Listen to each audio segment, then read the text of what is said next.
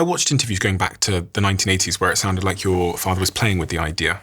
I remember that Oprah interview that's subsequently gone viral of him saying that if it got so bad in the US, he would never rule it out totally. He thought he would win because he's never gone into anything to lose, as I think you said. And even in 1980, in an interview with Rona Beret, I can't pronounce that name, he said, maybe I'd run for president, I don't know. Did you have any sense that this was at all on the horizon? Not really. That's interesting. No, it was actually where we discussed things that weren't sort of the normal, how was your day at school? We spoke a lot about real estate and about building, and we were going to go into the family business. And I do think he sort of toyed with it in his mind for a while. I do remember once thinking it was real. I was 16 and I was at boarding school, and I called him up. I go, oh my God, I read that you're going to run for president. This is going to ruin my life. I think I was like hysterical, and he's like, don't worry about it, not happening. I think he was thinking about the options he was given as a voter, and he was dissatisfied. And I think he was beginning to formulate his perspective on what he would do differently. But it was not, my childhood, that was not an ambition of his that was at least articulated to us. Some of the ideas, you mentioned that Oprah interview, he was talking about trade policy being deeply unfair to American workers. His viewpoint remained consistent over time and remains consistent to this day on exactly that, about trade policy, and many of the things he articulated then are very true for him to this day. And then in 2015, when you're 33, my age, you learn 2 weeks before he announces that he's going to announce that he wants to run for president. Again, how do you receive that? Is there not like an existential panic like you had when you were 16? We came together as a family in Bedminster, and he shared with us his intention, and he asked me to introduce him. And I said to him, I'm like, well, are you really doing this? Are you really going to do this? He was coming down the escalator, and I'm trying to introduce him and give this speech. I'm like, is he going to get up here and actually? It was so quick. But I think he had debated it in his mind for a long time. And then when he pulled the trigger, it was full steam. Life hasn't been the same since, in many respects. No, it hasn't. But it's been an extraordinary ride. There have been highs and there have been lows, but we've done a lot of living, so. A lot of living. A lot of living. Of which you spent 4 years working in the White House. Some of your sort of key headline achievements are doubling the child tax credit from $1,000 to $2,000, benefiting 40 million Americans with an average of $2,200 per year, helping secure paid family leave for federal workers, helping pass the Great American Outdoors Act, which is one of the largest conservative bills since the national park system was created, leading efforts to modernize career and technical education, providing $1.3 billion annually to over 13 million students, and helping to pass 9 pieces of legislation combating human trafficking and child exploitation. And then it ended. Were you happy it ended? Because I sat with Michelle Obama, she seemed happy. I left it all in the field. I don't look back and say, I don't have regrets. I worked as hard as I could, and I'm incredibly proud of what I was able to accomplish in those 4 years. And I don't regret it in any way. But it's a sacrifice to my children. And it's hard work, So I feel both incredibly privileged for the opportunity, but also I don't have what they refer to as Potomac fever. There's some people that once they have the experience of being in those rooms and close to that type of power, they just hang around the hoop, constantly cycling back in. I feel like I wasn't expecting to serve in this capacity, at least not at this stage of my life. My father asked me to help him. We uprooted our lives and went and did just that and scored a lot of wins. You think about something like the child tax credit, 40 million American families benefited from that policy. An average of $2,400 in their pockets.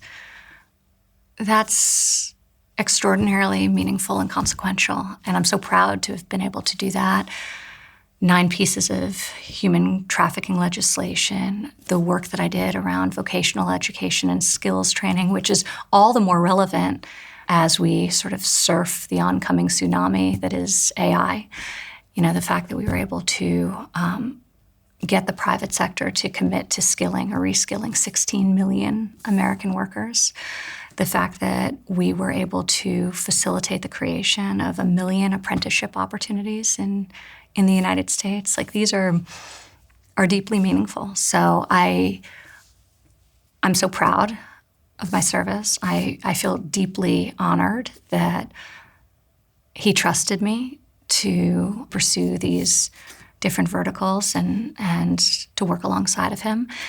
And I also know that it's really hard. And for my children, my first responsibility is to be their mom. It was true then as well, of course. And I did the best I could every single day to be everywhere I needed to be. But my kids are a different age now. And there's a finite period of time before they leave our home.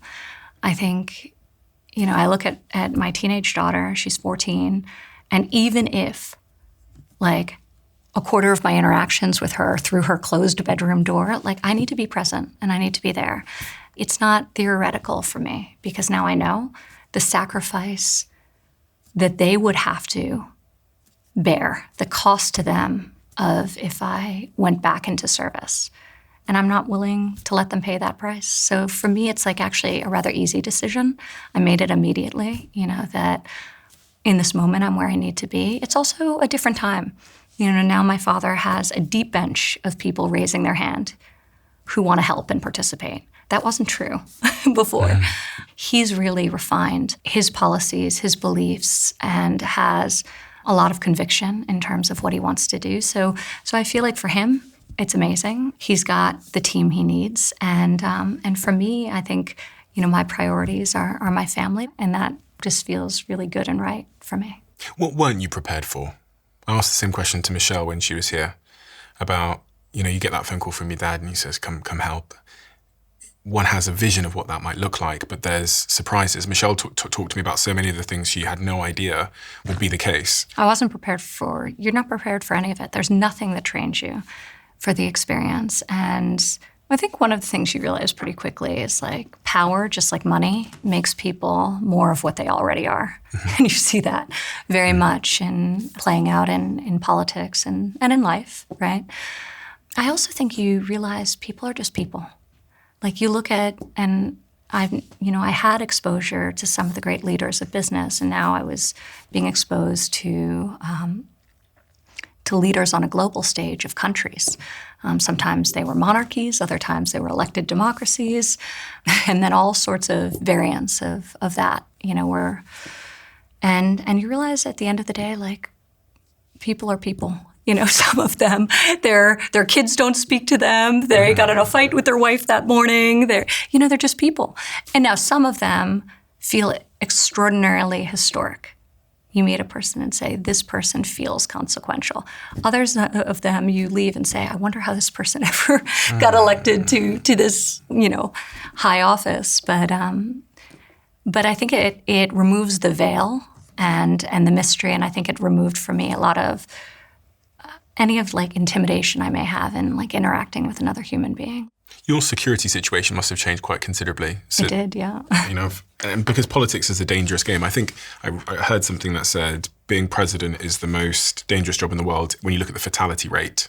And obviously we've seen political assassinations in this country even in recent times, but your father was also shot at, hit in the ear when he was on the campaign trail more recently. What's that been like? And what does it actually, can you give me any specifics on what that actually means? When you become involved in politics, how does life change from a security perspective? Yeah. I think, it changes radically. Now we're protected by U.S. Secret Service, and I'm so grateful to the men and women who take care of my family, took care of my father, protected him, and risking their own lives to do so, and now do so for me and my children. So very grateful to all of them. But it's scary. We live in very troubling times, and the fact that there is a correlation between service and violence is terrible in and of itself, but that's the world we live in. So, I have to acknowledge that reality and defend my family as best I can and make sure they're protected. And I'm very fortunate the Secret Service are the best in the world at doing that. Where were you in 2024 in July when you heard the news that your father had been shot in the ear? There was an assassination attempt on his life. Do you remember where you were? Like, what's that like as a daughter? What are all the feelings and thoughts?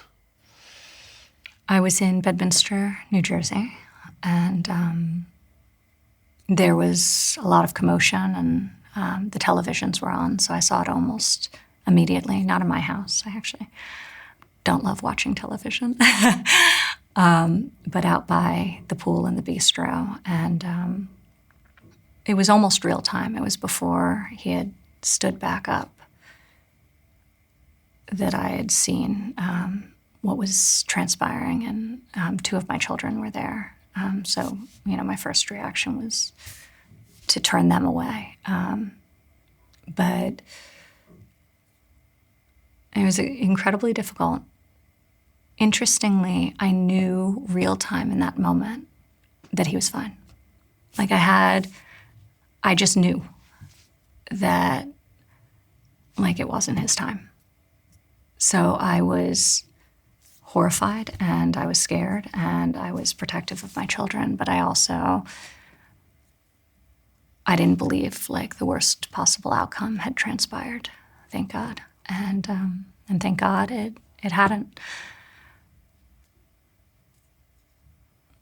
And then I saw him that night when he came home from the hospital, because he was also staying. That morning he had left from Bedminster, and that evening he returned after he left the hospital. And it was late, 2 o'clock in the morning, and Jared and I stayed up, and we met his car as he was pulling in. And I just feel like just incredibly lucky that he was protected on that day. But it's, when you can't take things for granted in life, and I've learned that in numerous ways, that being one of them. When my mom passed prematurely, when my husband had a scare with cancer, all of these challenges that remind you how finite and how precious every moment of this life we live are, make you realize you just can't take anything for granted. And I think as you move through them, and, God willing, you're able to, and we were so fortunate that day that this was a failed attempt to take his life, not a realized one. But I think you recommit to sort of love and connection, and to a recognition of how short our time here on Earth is, and how you have to value it. Someone shooting at your dad and trying to kill your dad. This is quite a difficult question to ask, but it's like, if most of us will never be able to relate to the fact that members of the public want our parents to be deceased. And that's the reality of the situation for your father, is someone shot at him, was trying to execute him publicly. And I wonder how that, again, doesn't make you negative to the world. Because I don't allow it to. What does that accomplish, being negative towards the world? I think that brings more negativity into the world. Even for the person that shot at your father?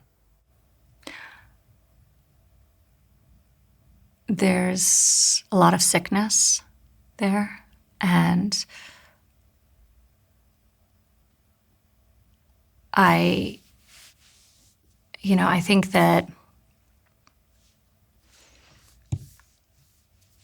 forgiveness is a difficult thing in this regard, but I think you have to, his living was a blessing. So I could look at what happened and be rightfully traumatized by the experience. And nobody could really argue with that, but you have to move through it and And on the opposite side of that is the fact that he's with us today, that he didn't die, that my father's alive. And that is an extraordinary blessing for me as his daughter. In life, you have a choice only in how you respond. And I choose to see the positive outcome that transpired and dwell there. The mind plays out scenarios, right? The mind plays out the scenario that where he didn't make it, where he turned his head in the other direction, the bullet hit him, and you presumably you've played out that scenario of how different life would have been. And well, seeing it on repeat for months on television, on the news, was certainly like not the easiest thing, and that's part of why I even before I never loved watching the news. I'll read the news, but no, I mean, he's here. Really felt like a miracle and a blessing, and that's what I focus on. I can see the emotion again in you, which is, again, it's fascinating to me because I've heard people around you speak about it, but the emotional toll seems to be more still sort of present in you about that incident than it does about other people that I've heard speak about this. Well, he's my father. He's my father, and he almost lost his life that day, but he didn't, and I feel truly grateful for that. And in this second season of his presidential career, you decide that you want to pursue many other business developments and real estate developments. You step away from politics in 2022, I believe. You announced that you would not be returning for the third election campaign. You said, this time around, I'm choosing to prioritize my young children and the private life we're creating as a family. I do not plan to be involved in politics. You also said on Lex's podcast, politics is a pretty dark world. There's a lot of darkness, a lot of negativity, and it's just really at odds with what feels good to me as a human being. I was thinking this earlier on about 30 minutes ago. I was thinking your nature, as I've known you, seems to be the antithesis of this type of world. Like fame. Totally true. There's this like gladiatorial aspect of it that's just like not for me. I care deeply about policy, about helping people, and I think there's all sorts of ways to do that, and I'm doing that now in the private sector. But I don't like politics, but I do care about policy quite deeply, and I've tried to focus on that element of service. And do you feel the need to express? You never do, because you don't punch back at the world publicly, which is, I think, something to be admired. And I've learned actually quite a lot from everything you said there about not feeling the need to like punch back at the world. It takes training. Yeah. It takes real training. I was actually reading recently about the crow, and I thought it was like a great metaphor for life. So crow's like a highly intelligent animal. Extraordinarily so in some cases. But it can get aggressive and territorial, and it's one of the only animals that will actually attack an eagle. Like a crow will go and just, sometimes because it's being territorial and other times for fun. And the crow will actually like mob the eagle, and it will land on its back and it will start pecking it. And the eagle's response to this, which naturally the eagle's many times over larger than the crow, isn't to like twist and turn and knock the crow off or defend itself and then go on the offense. It's just to fly up. And it flies up while the crow continues to like just peck at its back. It flies up and up. And the crow is not built for high altitude flight. So at a certain point, as the eagle flies up, not expending any energy in the counterattack, the crow just falls off. It can't sustain the altitude. So, I kind of love that analogy for life, because you have a choice. You can turn around, you could fight back. Probably the eagle would win. Or you can just, play the game on your own terms. And I think about that sometimes. And I thought it was like a brilliant metaphor for dealing with the noise. And you trained that muscle. For sure. So there was a time when you did care. For sure, because there was a time when I was just like confused. I'm like, well, but I didn't even do that. Like, what are you talking about? Like, I don't even know what you're, and then there's a sense of, well, that's unfair. Like, that's an unfair attack. And then you realize, like, a lot of it's unfair, especially in politics. Like, it's just like a team sport and people attack and, And people also, put you up on a pedestal, and you just can't get distracted by either. You just have to be yourself, and you have to fly up, let the crows fall off, and that's it. That's all you can do. If you love the Diary of a CEO brand and you watch this channel, please do me a huge favor. Become part of the 15% of the viewers on this channel that have hit the subscribe button. It helps us tremendously, and the bigger the channel gets, the bigger the guests.